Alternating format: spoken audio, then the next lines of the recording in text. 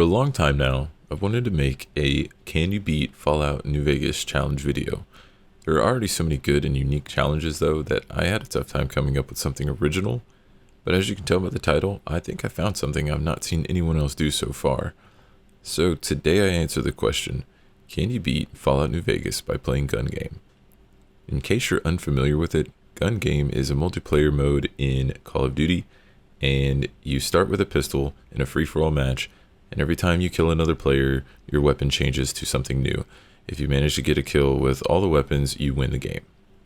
Obviously, I can't play New Vegas exactly like that, so what I did was alter the rules a little bit to fit into the world of New Vegas and go from there. The rules are simple. I must use the weapon of whoever I kill. If I kill multiple people at once, such as multiple targets in vats or with an explosive weapon, then I must use at least one of the weapons on the corpses created from the multi-kill. If my weapon breaks, if I run out of ammo, or if the NPC I killed had a broken weapon, then I must use my fist to get my next kill for a new weapon. However, if I obtain more ammo for the weapon I was using before I get another kill, I can re-equip the weapon. All weapons are fair game except for hand-thrown weapons, so I didn't use them at all during the playthrough. Animals do not count for weapon swapping, so I only have to switch if my enemies are holding a weapon. Deathclaws, robots, stuff like that won't switch my weapon. No companions allowed either, that way I can make sure I'm the one getting the kill and switching the weapon. Alright, let's get started. I woke up in Doc Mitchell's house as usual, and I named myself Hard Pete. No particular reason, just the name that popped in my head at the time. I didn't bother customizing my looks, and I went straight to pick my special stats. I maxed strength because I would undoubtedly need to use my fists and melee weapons a lot, especially during the final battle. I dumped perception and charisma because they were useless for this challenge, and set endurance to 8 for HP, left intelligence alone, set agility to 7 to help with gun skill and reload speed, and I put luck at 8 so I could stockpile on caps from casinos. After that, I picked my skills to tag and decided on guns, melee weapons, and unarmed. My logic was to set myself up for maximum weapon damage no matter which weapon I used. I know that I left energy weapons and explosives alone, but they were going to be a lot less common to use for this challenge. For my traits, I picked Logan's Loophole, with the idea being that chems will be much more useful for this challenge, and having them last twice as long with no chance for addiction would be useful. Plus I didn't think I'd get close to level 30. I picked Trigger Discipline as well as my second trait for the accuracy bonus. With that out of the way, I looted all the useful supplies in Doc Mitchell's house and headed out. I have all the DLC installed, so the game starts me off with quite a bit of gear. The armor and supplies are fair game, but since this is the Gun Game challenge, I started with the 10mm pistol just like you start with a pistol in the Call of Duty version. I didn't bother talking to anyone in Goodsprings and headed directly towards the strip. I passed Quarry Junction by using a shortcut through Black Mountain to get past the Deathclaws. While cutting through, I found a dead NCR soldier near the bear traps and looted his armor. This would let me waltz right into Camp McCarran and ride the monorail straight into the strip, allowing me to bypass a huge chunk of early game quests. When I finally arrived at Camp McCarran, the scripted fight between the Fiends and the NCR broke out, so I figured this would be a good time to let the soldiers take down a lot of Fiends' HP, and then I can land the killing blow to try and get a rifle. Overall though, this was actually a terrible plan. Not only did it not work, but I ran out of ammo and was forced to just run away into the camp. I was now stuck with only fists as my weapon, so I headed to the monorail and onto the strip. I went straight after Benny just to see if I could kill him. Spoiler alert, I couldn't. I was going to need a weapon. I went to visit Gomorrah and the Ultralux casinos to abuse my luck stat of 8 and get a bunch of caps. Why caps? Running out of ammo so quickly for my pistol put the idea in my head that if I were going to have to loot a new weapon frequently, I would need to have a lot of ammo. Otherwise, I would be at the mercy of just whatever the enemy had on them. So I got thousands of caps from the casinos and went to the gun runners to stockpile on ammo for just about every weapon I might possibly have to use. Since I had 10mm ammo again, I re-equipped my pistol and went back to the tops for round 2. Despite having a decent supply of stim packs and a little bit of chems, I was still not quite strong enough to take out Benny and his gang. I needed something that could unalive things rapidly, but I couldn't just go buy it from gun runners, so I decided to make my way to Novak. Why Novak? Well, there's a ranching couple there that are having some issues with their Brahmin, and I was asked to find out what was happening to the poor creatures. What I discovered next will shock you. Turns out, When you have a rogue schizophrenic super mutant with a minigun hiding behind a rock near your house, bad things tend to happen. I decided the best course of action was to put the super mutant down. And you may have noticed I did this with a nail board, not a pistol. That's because on my way from where I was to Novak, I had to kill some super mutants near Black Mountain, and the one I killed had a nail board. With this, the Nightkin went down easily enough, and then I got the minigun. I was about to travel to the strip when it occurred to me that if I used a missile launcher instead of a minigun, I could likely kill multiple people at once, including Benny. So, the closest one that I knew of was actually back at Black Mountain, Annabelle, the unique missile launcher. But that proved a bit too hard getting to it with all the Nightkin and super mutants there attacking me at once. So my next best bet was Nellis Air Force Base with the boomers. The one specifically that greets you at the gate with the missile launcher. When I got near the base, George stopped me to warn me that the boomers will bomb me if I keep going, but for a small price, he has a way to avoid them and get to the gate. He is so sure that he promises to double my caps if I make it, and being the gambling addict that I am, I handed the caps over, and he gave me a note of how to get there. He then proceeded to run directly into the line of fire and was blown into pieces. He's not getting out of his debt that easily though. I'll be back for my caps. So I made it to the fence and was taken to the Grand Boomer herself, Pearl. She then talked some nonsense for a bit and then asked me to help out around the base. I started by immediately heading for the gate to kill her people and loot their corpses. I took Raquel out first and thought she had a missile launcher as well, but it turns out it was an auto grenade launcher, which I happily equipped and then used it to destroy the guy holding the missile launcher. Why I didn't just keep the auto grenade launcher, I don't know. It probably would have been more effective looking back on this. But hindsight's 2020, and with the missile launcher in my possession, I went back to the tops to try again. It still took me a few tries, but I managed to get Benny and some of the others bunched up in the stairwell, so when I launched the missile, it killed Benny and tossed his body right next to me. I looted him and then dipped out of the tops to take the platinum chip back to Mr. House, who then paid me and told me he wanted to show me something down in his secret dungeon. Not one to kink shame, I obliged him, and it turns out that his super advanced robots were only using 10% of their power. He showed off the upgrades that they had and then told me to take the chip to Caesar's camp to upgrade the rest of them. It just so happened that right as I was leaving the tops, some weird looking pedophile mistook me for a child and told me if I showed this coin at Caesar's camp, they would just let me on in. How lucky is that? Before setting off for Cottonwood Cove though, I wanted to finish off the rest of Benny's goons, so I looted the Lucky 38 casino from top to bottom, returned to the tops, got high on chems, and then proceeded to kill each and every one of them. Honestly, it was fun to kill one guy, run to his body, equip his weapon, and then kill the next guy with it, but it did kind of backfire in the end because I ended up with a switchblade as my weapon. Then I left the tops and traveled to Novak since it was the closest discovered location I had to Cottonwood Cove. After stocking up on some supplies there, I made the long trek and along the way upgraded from a switchblade to a 10mm pistol thanks to a kind Viper who gave up his gun due to me killing him. Now notice how when I opened his inventory he didn't have the 10mm pistol. One of the other NPCs picked it up. Now these other NPCs I'm fighting are using fists and knives. So since the game deprived me of the weapon I was supposed to take, I kept my knife since it still matched the same weapons they all had. And we see here in just a second, when I loot one of these Vipers, I get the 10mm pistol, which is what I'm technically owed because that was supposed to be my next weapon. Now, you could say that I failed the challenge because I didn't switch to my fists. You could say that I failed the challenge because I didn't take the other knife, but I was already wielding a knife, and even though they are technically two different weapons, I don't feel as though that disqualifies the challenge. And since I was owed the 10mm pistol, that is the weapon I took and equipped, because as you saw, I could have also taken that grenade launcher. So that is how I decided on the 10mm pistol for this encounter. Moving on. The 10mm didn't last that long though, as I passed right through Camp Searchlight and shot down a feral NCR ghoul wielding a combat knife. Since it was holding a weapon, even though it was a feral ghoul, it counted for the challenge, and I had this knife with me all the way to my meeting with Caesar. He gave me a long drawn out speech about how he likes to see homos naked or something like that, and then told me to go down to the bunker and blow up whatever it is down there.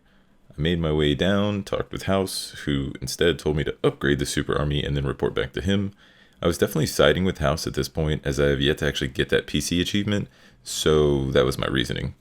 Even though I had to use a combat knife against all the robots in this place, it wasn't that bad to get through, and I got to the upgrade console pretty quickly. And then I did the update, I got out of there, traveled back to the Lucky 38, completed that quest, moved on to the next step, and House told me that I now have to deal with the boomers. So I returned to Nellis and started with Loyal, who switched me from a combat knife to a lead pipe. Then I caught up with Pearl and a couple other boomers, and when I began wrecking her shit, she ran away and left the younger ones to die by blunt trauma. The girl went down first, and the boy soon after. Then I went after Pearl, cornered her, and treated her head like a piñata. She upgraded me from a lead pipe to a grenade launcher. Her death completed my mission, so I returned to House, who immediately gave me my next target, Gamora.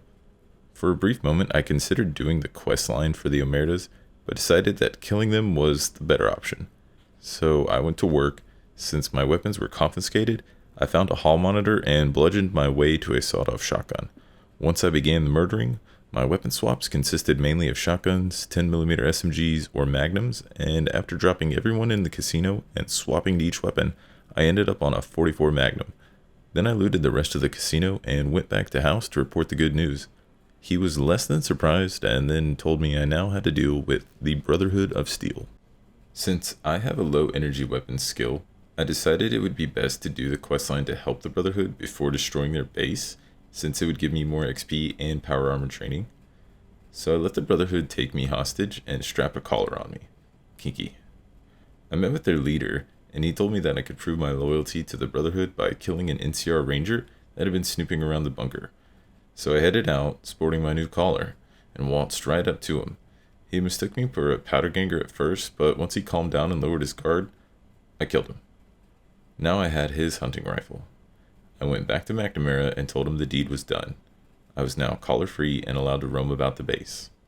Then I had to find the missing Brotherhood patrols, but I had actually already found 2 of them through my travels so far, so I only had to go to the RepCon facility for the final one. First though, I helped the scribe by isolating the virus in the terminals. It took me forever until I realized I could just abuse the autosave autoload feature and then get all 3 terminals quickly. Once I got access to the records I needed to help Hardin become Elder instead of McNamara, I set out to find the 3rd holotape. I already discovered RepCon headquarters as well, so I simply fast traveled there, took the tour to get the key from the back room upstairs, used the key to bypass security, and got the final holotape. I returned to the bunker, Hardin became the new Elder, and gave me my final task before I could get power armor training. I had to kill the Van Graffs. This is where the challenge took a very frustrating turn. Like I said, my energy weapon skill was low, so once I killed a guard at the door of the Silver Rush and took his plasma rifle, I dealt much less damage. After several failed attempts, I tried to retreat to pick them off easier, but ended up switching out the plasma rifle for the plasma pistol when I killed the Street Crier that also worked for the Silver Rush. This just resulted in me running out of ammo while trying to kill all of the other thugs, so I ran to the Securitrons at the strip entrance to get them involved, and it could not have backfired more. The thugs showed up, aggroed the Securitrons, and then won the fight against them. The upgraded Securitrons. I was astounded and out of options, so I entered the strip to use the Securitrons there, but they didn't care at all. So I went back out to Freeside to try and recruit the Kings, and had no luck with them either. And I needed a weapon, so I tried to kill the Kings inside, and each attempt just ended in my death. Then I had an idea. I could re-equip my plasma pistol if I had ammo. So I ran over to the Silver Rush and went inside to steal all of the ammo on the shelf. Then I went back outside to deal with the remaining thugs, which I actually was successful at doing because I had a bunch of chems and a little bit of luck. Now I just had to finish off the Van Graffs inside the building. I'll be honest, this next part almost killed the challenge in video. No matter what I tried, I couldn't kill the damn Van Graffs and died over and over. This resulted in me being frustrated and leaving the Silver Rush and spending the next hour wasting my time doing ultimately pointless quests and other things. I'm playing that full recording right now, but sped up to give you an idea of exactly how much time I wasted. At the end of it, I ended up getting an idea to buy armor-piercing rounds since I was now in possession of a service rifle, and even that wasn't enough when I went back to fight the Van Graffs again. At this point, I was so frustrated and out of ideas that I didn't play for 2 days. And when I finally came back, I was going to load an earlier save to keep Hardin from becoming Elder and make sure that McNamara stayed Elder. He would give me a different quest to go to Black Mountain and kill the super mutants there. Then I could get my power armor training. But before I did that, I decided to just check on the difficulty settings. And lo and behold, motherfucking very hard. It all made sense now why I've been struggling in this game, especially with killing the Van Graffs and even earlier with killing Benny and his goons at the tops. I never intended to play the game on very hard, and I honestly thought I was playing the game on normal this whole time. So with the difficulty set back to what it should have been, I entered the Silver Rush, and this time I killed the living shit out of all of them. I looted the rest of the place, and then I went back to Hardin to get my power armor training. It was now time to blow up the bunker, and initially my plan was to kill everyone here for the XP, but even on normal I quickly realized that I wasn't strong enough to kill everyone here, since most of them had laser pistols and rifles. My energy weapon skill was still low. So I decided I just needed to kill the 3 members with the self-destruct password, which meant I ignored everyone else and focused only on them. I was almost out of stim packs, however, so I hit up New Vegas Medical Clinic for some more, then went back to the bunker, and since I already had 1 password when I started my killing spree, I just needed the head scribes and elder hardens. Even though I'm glossing over this part for the sake of time, just know that this was still really difficult even after lowering the difficulty. I did have to do a bunch of attempts just to kill the final 2 members and get their cards. And when I finally had them in my possession, I set off the self-destruct and booked it out of the bunker. When I returned to the Lucky 38 and spoke to House, he gave me a proverbial pat on the shoulder and told me that it was time to head to the El Dorado substation. The substation marked on my map from running around Novak. So I fast traveled to it, took out the NCR soldiers, and routed the power. Unfortunately, I walked in with a Gauss rifle and walked out with a service rifle. Or is it Gauss rifle? Let me know in the comments down below. Next I got back to House, who then told me it was time for the Battle of Hoover Dam, so on I marched.